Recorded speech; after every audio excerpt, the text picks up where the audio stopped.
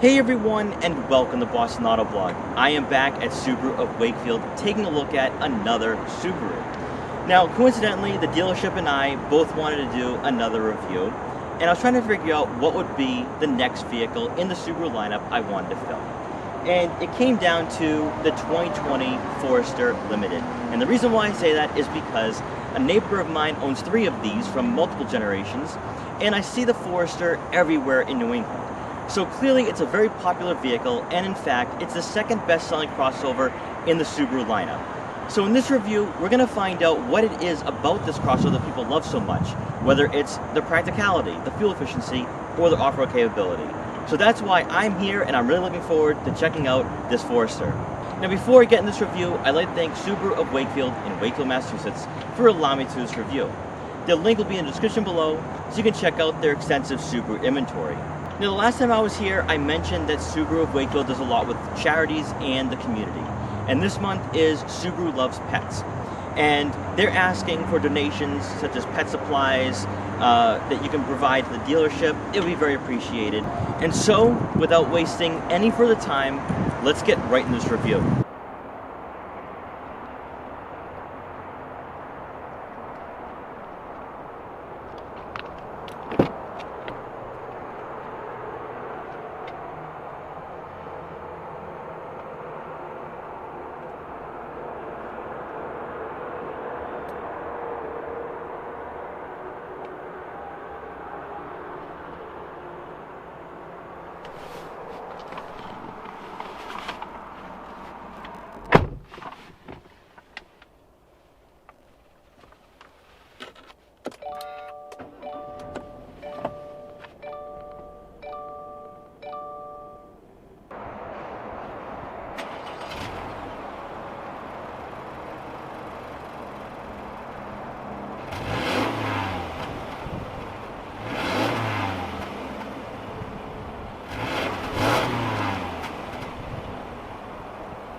The compact crossover segment has been the center of attention for many years in the automotive industry, as models from numerous brands dominate the roads across the United States.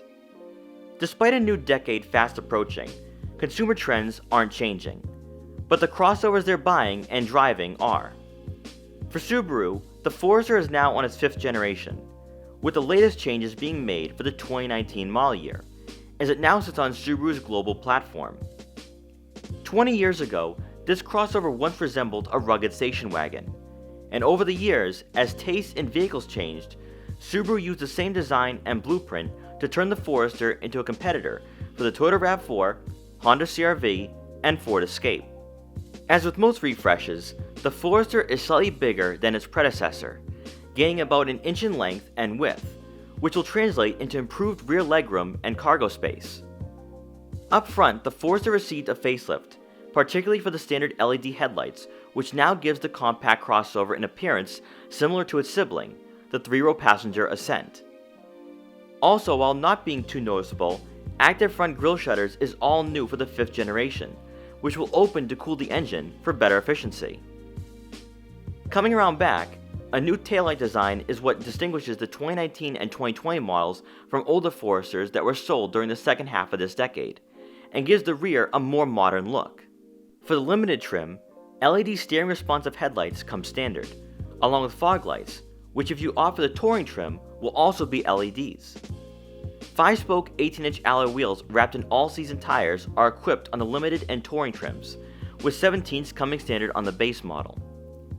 Folding side mirrors along with integrated turn signals aims to give the Forester a premium look, and sets it apart from the lower trims in the lineup.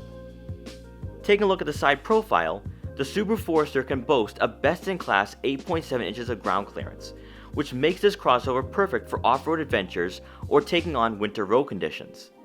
Either way, Subaru continues to position themselves as being the better and more capable option in the compact crossover segment, as competitors are trying to blur the lines between cars and crossovers to appeal to consumers still on the fence of whether to move on from family sedans.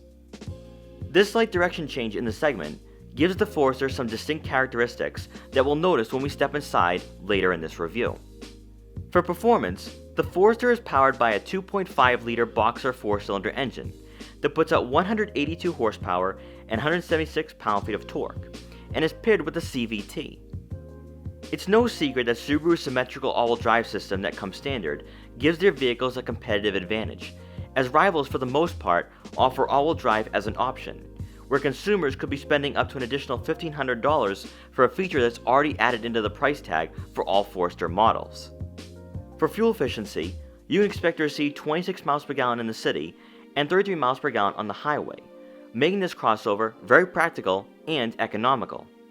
Now, before getting in the interior, I want to focus on two things. One being that there's a lack of engine options for the 2019 and 2020 model years.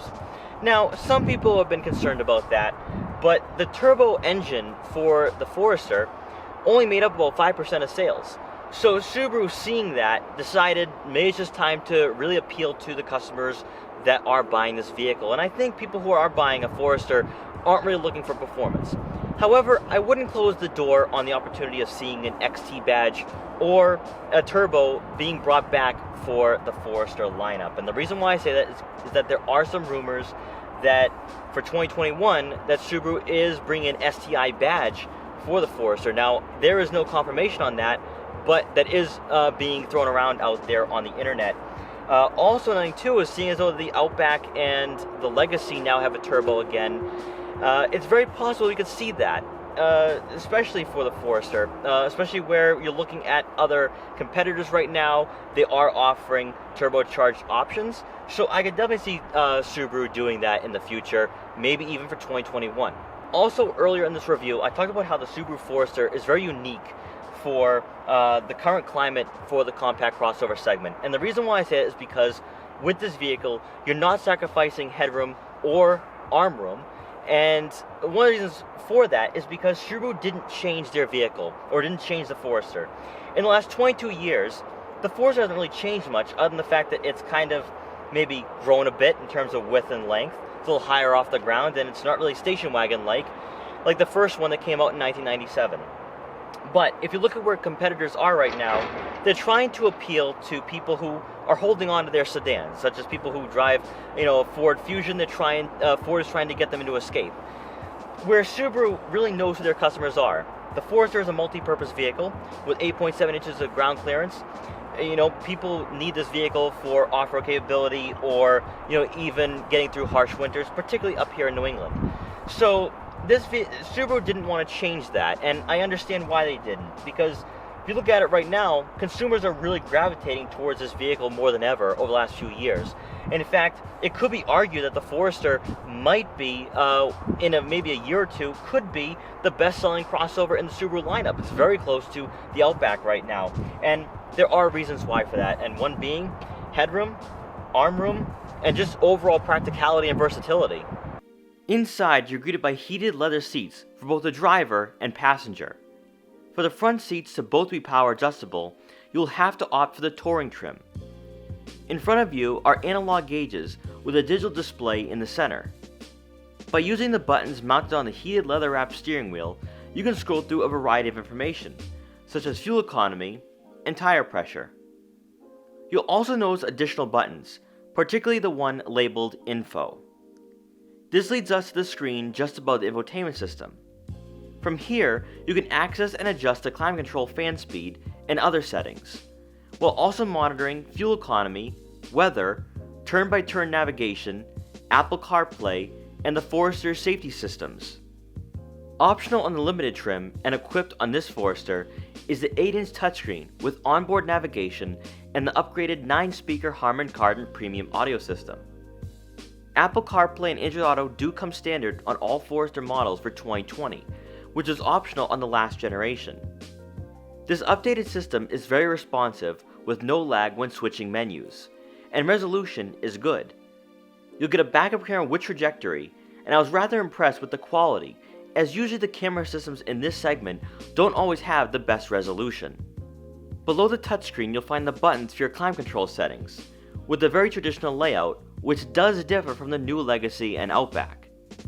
You'll find a compartment for your smartphone, along with 2 USB inputs.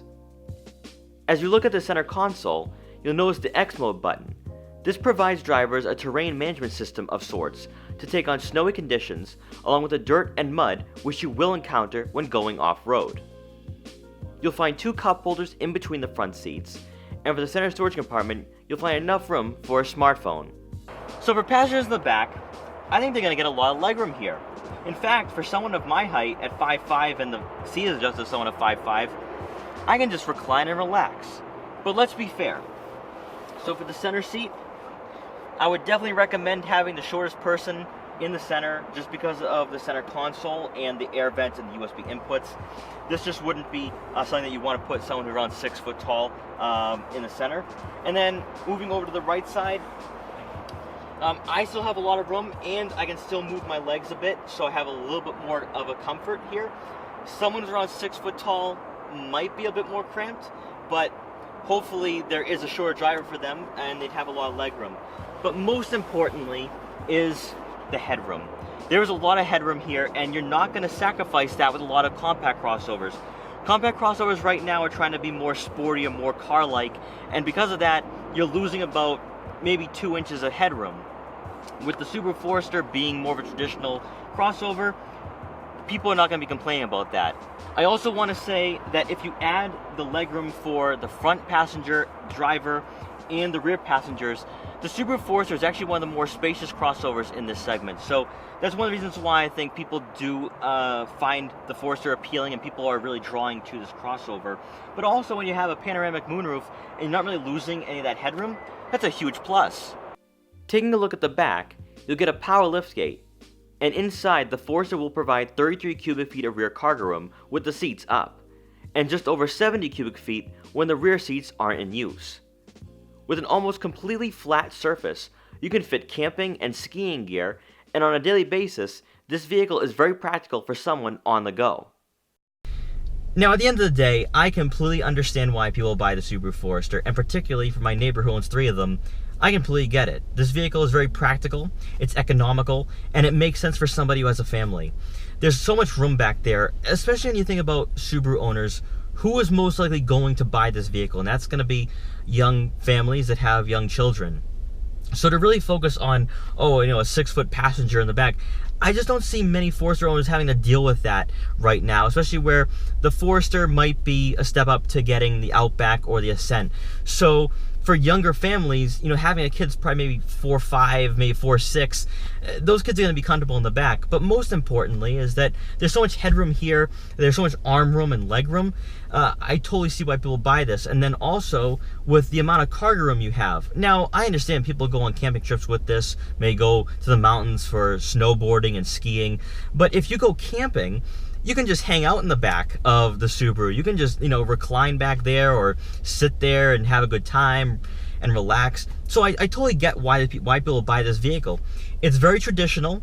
I think we've seen a lot of crossovers kind of move away from this, going more towards maybe car-like crossovers to try to appeal to people who are still holding on to their 4-door sedans, whereas the Forester sticks to tradition. It's what they've always done. The Forester has really not changed much over the last 22 years, other than maybe having a little more in terms of width, height, and length.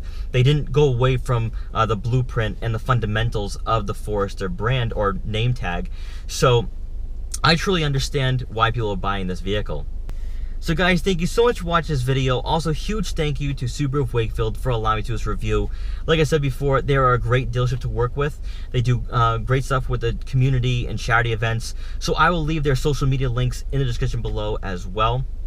So if you're local to the area, definitely stop by if you want a Subaru. This would definitely be the best place to go to, being the largest dealership in New England. They have a huge selection here, so definitely check them out. So once again, thank you so much for watching this video. Please like, comment, share, and subscribe for more, and I'll see you guys next time.